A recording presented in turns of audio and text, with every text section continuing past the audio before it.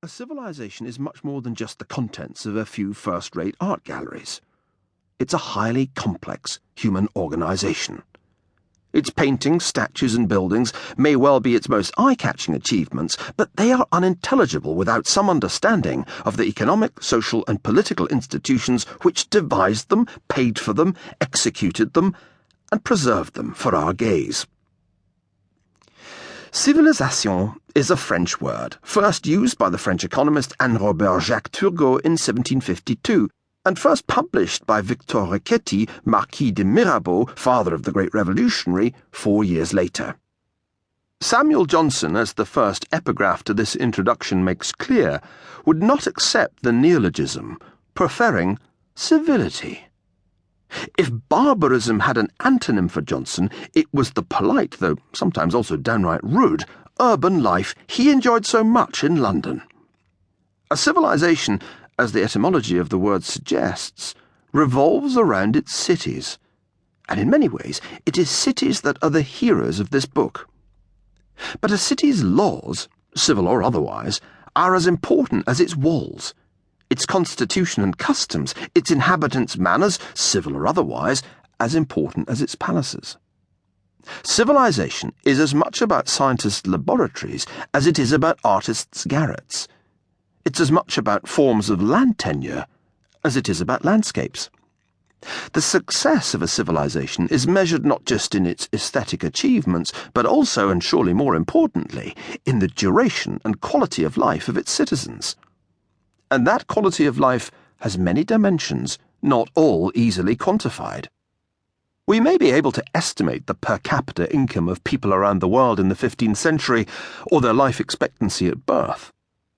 But what about their comfort, cleanliness, happiness? How many garments did they own?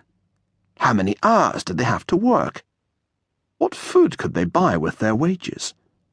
Artworks by themselves can offer hints, but they cannot answer such questions.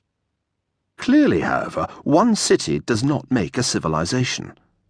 A civilization is the single largest unit of human organization, higher, though more amorphous, than even an empire. Civilizations are partly a practical response by human populations to their environments, the challenges of feeding, watering, sheltering, and defending themselves. But they're also cultural in character, often, though not always, religious. Often, though not always, communities of language. They are few, but not far between. Carroll Quigley counted 24 in the last 10 millennia. In the pre-modern world, Ada Bozeman saw just 5: the West, India, China, Byzantium, and Islam. Matthew Melko made the total 12, 7 of which have vanished: Mesopotamian, Egyptian, Cretan, Classical, Byzantine, Middle American, Andean, and 5 of which still remain: Chinese, Japanese, Indian, Islamic, Western. Shmuel Eisenstadt counted 6, by adding Jewish civilization to the club.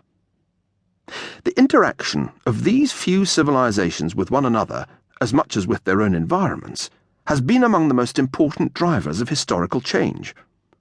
The striking thing about these interactions is that authentic civilizations seem to remain true unto themselves for very long periods, despite outside influences.